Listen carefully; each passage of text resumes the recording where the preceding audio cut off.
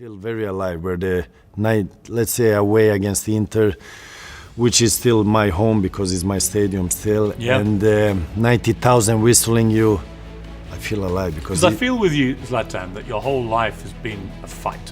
Yes. And that's the way you've actually liked it. Yes. You were brought up in an environment like that. You played football in that environment. You were at your best when you were in a scrap. And it was interesting going over your life and reviewing it. You actually said you viewed football as you viewed life. It's a fight, you said. And of course, you're a Taekwondo black belt as well. So you do actually know how to properly fight. I need to be angry to play well, you said. I need to shout and make some noise. And then your co-writer on your autobiography, David, he said complex is the best way to describe Zlatan. On the one hand, he's a strong warrior type who knew he had to be very tough to survive. So he takes on fights all the time because he's always had to. But another part of him is vulnerable. He's a guy wounded by his upbringing. He uses all that to create strength for himself. In his position, 99 guys out of 100 would have gone under, but he used his anger to make himself better. That's true. You think that's an accurate I think it's a correct picture of me because even if I'm not in a fight, I'm looking for a fight because it's something that kicks. I get a kick off, I get adrenaline off, and where I came from, it was about survival mode. I mean, the strongest guy would survive, and to survive, you needed to be tough. You needed to show you're tough, and that's where I came from. But I brought it in my game also, and I had moments where it was going against me, moments where it was giving me advantage, and all around me they were talking, like it always is, media, they criticize you, they talk shit about you, and they want to have something to say. But that was me. If I would not be like that, I would not be where I came, or maybe sit here and speak to Piers Morgan. So, will I get a better interview out of you by being nice to you? Or if I start yanking your chain, insulting you a bit, roughing you up a bit, will I get the real Zlatan then? No, you will get the real Zlatan in any question. I mean, if you're looking for something, I will give it to you. If you just keep it on a simple way, I still give it to you because I have a lot of experience. I mean, in front of media, I gave them shit, they gave me but I'm enjoying it that moment. I think I had moments where media thought that I have some kind of acting thing image because I wanna do hardcore image for the media, and then I'm soft on the inside. But I'm not afraid to say what I think. I'm not afraid to do what I believe in. Then afterwards they give you or nothing. I mean, it's me. I cannot change me. I'm not here to be beautiful or to be perfect to somebody. I think being yourself is perfect. You will do mistakes, you will learn from your mistakes. And you will still do mistakes. So I think it's important being yourself. I came to America, I saw actors. I saw big shots trying to make the perfect image. And I go to one of the show and they're like, where's your crew or entourage? And I'm like, what about my entourage? No, but normally like famous people, they come with 20 people. I say, you're here for me or my entourage? For you. I'm here. So I don't need them to make my image. I'm here for myself, so that's why I always say, be yourself. Being perfect is being yourself, and authenticity has a power to it, I think. I think so, yes. And me getting angry and that's me. I need to get fired up. So that's how I bring out sharpness. That's how I bring out the best out of me when I walk on fire. Because if you make me feel too comfortable, I'm playing to win. And to win, I will destroy you. I will do everything to win. And I need to win. Because when I win is my proof that I am alive. And that's wherever I came, I was like that. But then I had situation where I have teammates, they would crack, they would not make it. They would cry in front of me, but I don't care because I'm here to win, because I played in top 5 clubs in the world, I played maybe 3 of them. And if I don't do my job, they bring in somebody else and I'm not there anymore. So that's why I say it's about survival mode. I'm not here to be nice or to be bad, I'm here to win. So to win, I needed to get those find those trigger points to get the best out of me. I think to understand why you're like this, I want to take you back to Malmö, to Rosengard, where you grew up. You've described it as being like a ghetto. It was a rough, tough place. You said you can take a guy away from Rosengard, but you can't take Rosengard out of a guy. Yeah. What do you mean by that? I mean, I can make it out of the ghetto, but the ghetto will stay in me. So I came from Rosengard because I am still who I am, even if I'm not there. And that's what I say. You can take yourself out of a place, but the place you were raised and born in, it will still be in you. So that I would never change for success. I would never change for whatever happens to me. I will still be the same guy, because the real thing will stay and survive longer. Not because I come in a nice area now, I bought a nice house in a nice area, I become them. No, I'm still myself. But my proof to them is I can also live here, even if I'm from that area. And I think it's important, because you need to represent where you come from. But obviously then you need discipline, you need respect, you need education. You cannot be an animal in your own where you come from and then animal there. You need to keep the discipline and the respect, which... You said that where I come from, people were always judging me and telling me, no, that's not possible. I want to show kids growing up like I did that anything is possible. I'm the living proof you can succeed. Do you think you've had that impact on young people who are in your position? 100%, because where I came from, with my background, if you look of the history, like in my game, my football game, there were not a lot of players with different background that would make it, or that would get the possibility or the chance to just to show themselves. And I'm happy that I went through all these walls just to open the door for the next generation. So I opened the door, they have to step in. So I cannot talk for them, I cannot do the things for them. I just opened the doors, and I had to go through a lot of to come where I am, and to show everybody that it's possible. And make them accept also that it's okay, whoever you are, to give you a chance. Then I talk Sweden, because that is my base. Then obviously you become a global person, and it spreads out, because for me, we're all the same, but still different. So all of us has the same possibilities to make it. But then it's up to you also, whatever you want to do. Tell me about your parents. Your father, first of all, Sefik, he was a caretaker. Yeah.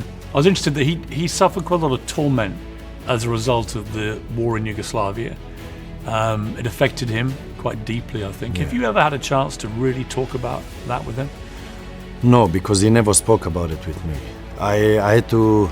So I was living with my father. We are like 5 children. My brother passed away, my big brother, a couple of years ago. I have 2 bigger sisters that I don't have contact with. I have another bigger sister than me that we have the same parents. It's a big mix. Huh? Yeah. And we still have contact, and my little brother, we still have contact today. But I was living alone with my father, And in the beginning was okay because I mean my father did everything to survive, to bring in money, to pay the bill, to pay the rent, to make me feel happy. He did his maximum and the best out of the conditions that was there. And then the war started. Then he was more distant from me because he kept everything away from me, and he took it very hard because I remember, like, it's no secret that my father he drank, and he was sitting there with his phone, tried to reach out for the family members. I don't know what was going on because I was pretty small at that time, but I could see, and often what you see stays longer than what you hear. So, but we never discussed about it. He never put me in between. He tried to help family members. So fugitives came to Sweden, family members, and he helped them, and he put his name on it. And I remember he was up during the night and that, always with on the phone, and tried to help out. But I was young and I was crazy. I was wild. I was out. I was playing football a lot. I still had the discipline to go to school because if I would not go to school, my father would smash me, which is normal in our world. So how would he do that? No, he would become aggressive. He would make sure I do it. He would not hit me. My mother would hit me. She Really? was the one hitting, not my father. I read that your mother used a wooden spoon. Wooden spoon and hit me. So when that would break, she would say to me, "Go buy a new one." But I didn't break it. You broke it. But it was still my fault. How many spoons did you have to buy? A lot. Then it came to a certain moment, like, how do you call the thing you put when you press the bread, like the round? When she came with that Like one, I ran away. thing. Yeah. Then I ran away. I said, "This is too hard. This you cannot touch me with." Do you think he's out of his depth a bit, Ten Hag? I think he needs more time to get the experience, how to handle a team. But you don't really get time at a club like No, United. obviously not, because we need to win. That's the reality. You come to when I was in Milan, I cannot give you time to develop, to perform. You need to perform straight, because like I said, survival mode. It's you or another one, because United is in a situation you don't do good enough, the next day there is another one. And the result speaks for itself. So that's why it's tricky. But how much time do you give a coach? I don't know. Depends on the owners, what they want. But if you listen to the fans, you don't have a lot of time because they want to win. Absolutely. And I understand them because they're used to win and they want to still win. So I think it's a lot of things. The small details often makes the difference. It's not the big pictures you see, because when things are good, there are still errors and problems, but you don't see it because we are winning. Did you feel when you were at United, one of the things Cristiano suggested to me was the younger players didn't really show him the respect he was expecting. That when he was a young player at United, when he was 18, he hung on every word of Roy Keane and Neville and Scholes and all these guys, that because players now get paid so much more money, that they don't have the same respect for the older players they used to. Did you find that? But respect is nothing you ask for. Respect is something you take. So it depends on you. I have to make sure you respect me. It's nothing you ask for. You don't ask the young guys for respect. You take the respect and you put them in the place. Then the situation that they earn more money, yes. They earn much more money for doing so little compared to before. Before you needed to do much more to come, to sign a piece of contract, and to get what you deserve under the circumstances of that situation. Now you see a lot of the new generation, they fly very fast without even walking. So walking is performing for me. So it's up to him to make sure they respect you. If it was me and he don't respect me, that young player is the last thing he would have in his life, because I would make sure he respect me. And he would know it for the rest of his life. So it's up to him to make sure they respect him. One of your great friends is Novak Djokovic. Yeah. And he's an extraordinary, dedicated, supreme athlete, a champion. What do you make of him as a sportsman, never mind as a tennis player? I think I think he's an amazing example for what he's doing. We have different philosophies, and he has all these things he does to perform, and for him doing that, he's doing an individual sport. I was doing a collective sport. I think he's a vegan. He's a vegan. He does these things, getting energy from different kind of things. I'm not 100% in it. I'm opposite. I mean, I don't do that. I am more, those things doesn't change me. I change my own game. You tell me good luck. I don't need luck to perform. I decide when to perform good. I am in control to do good or bad. That is what I believe in. I don't need to knock wood 3 times to go out and it brings me luck. I decide. Who are the sporting champions in history that you most relate to? I mean, Muhammad Ali for me was, because my father had these old tapes, black and white, the big cassettes, how do you call it, tapes. VHS. And he was a big fan of boxing because his brother was a boxer, and I was watching all these boxing fights and movies, but the movies was Bruce Lee, Jackie Chan, so my whole world was like doing all these crazy movements. But at the same time I was playing football, so I tried to bring it in my game. For me, Muhammad Ali was the greatest sportsman ever, because as I feel today, the sportsman tries to be as perfect as possible. He wants to have the perfect image. He wants not to say wrong in an interview. He's afraid to say certain things. He's afraid to cross the red light on the street. So it's like afraid that somebody would judge him in a wrong way. Muhammad Ali was not that. Muhammad Ali was himself.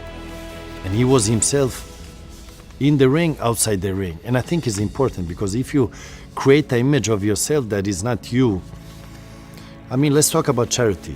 We do charity things, but you do it to have an image, or you do it because you really want to do it. I do a lot of things, but I don't want to be seen, because I do it from my heart, because I really want to do it. But I see other ones do it, and then they go in the media. I donated 1 million to a hospital. I opened a school for children. I did this. But if you do those things, you don't have to be seen because a third person has to say to you, "Oh, what a lovely guy you are. You're such an amazing guy."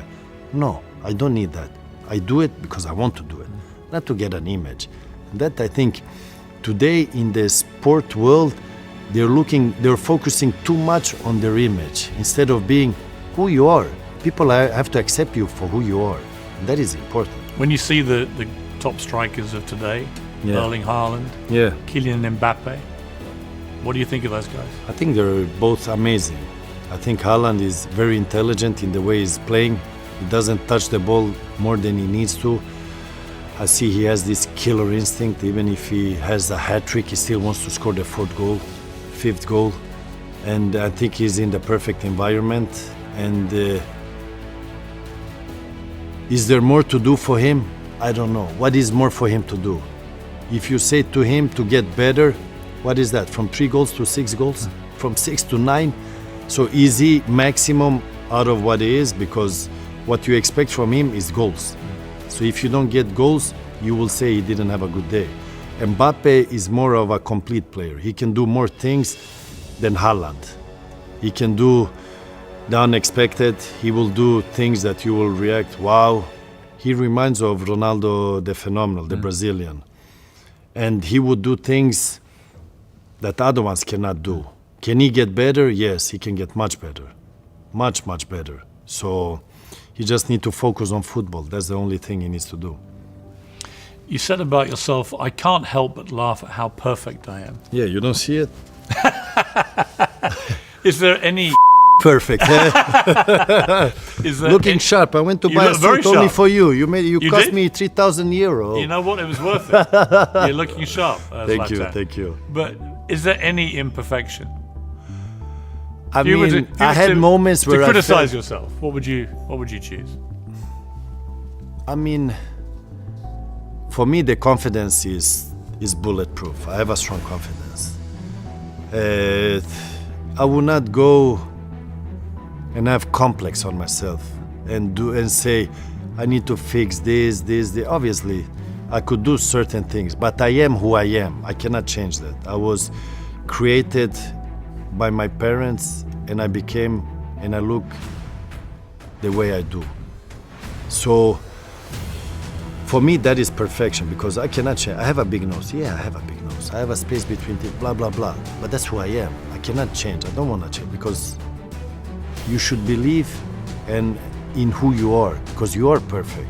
Then if you like it, you don't like it, the second one like it. But I'm not here to be judged by other ones. I judge myself, and the way I judge myself, I have no complainings. I am perfect.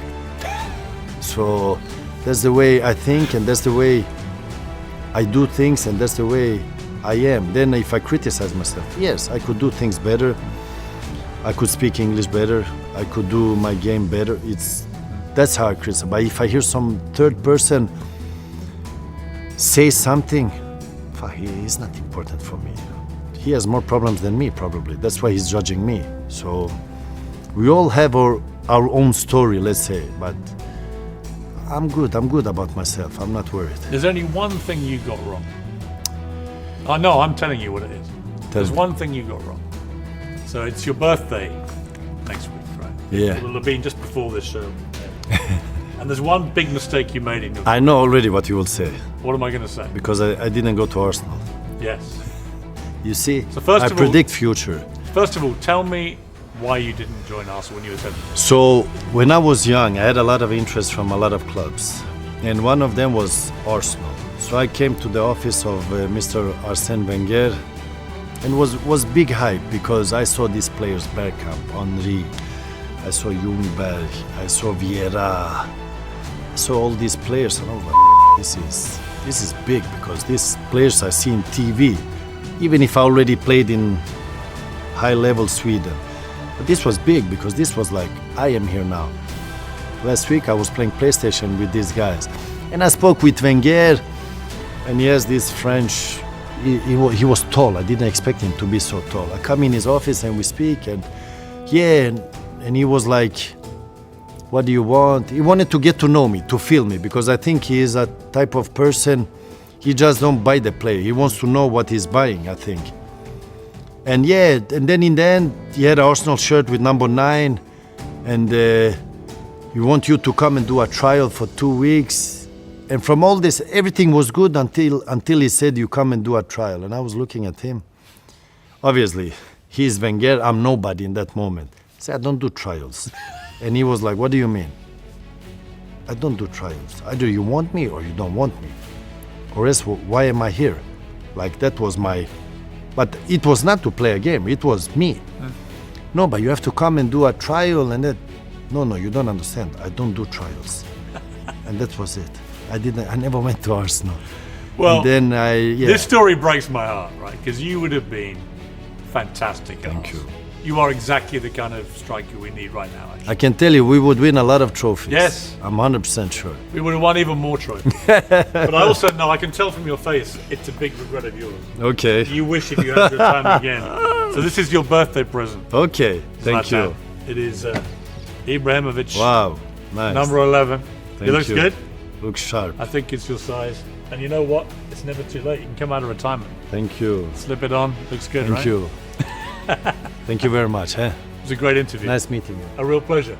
Finally to do it. You're you. everything I hoped you would be. Thank you. Thank you very much.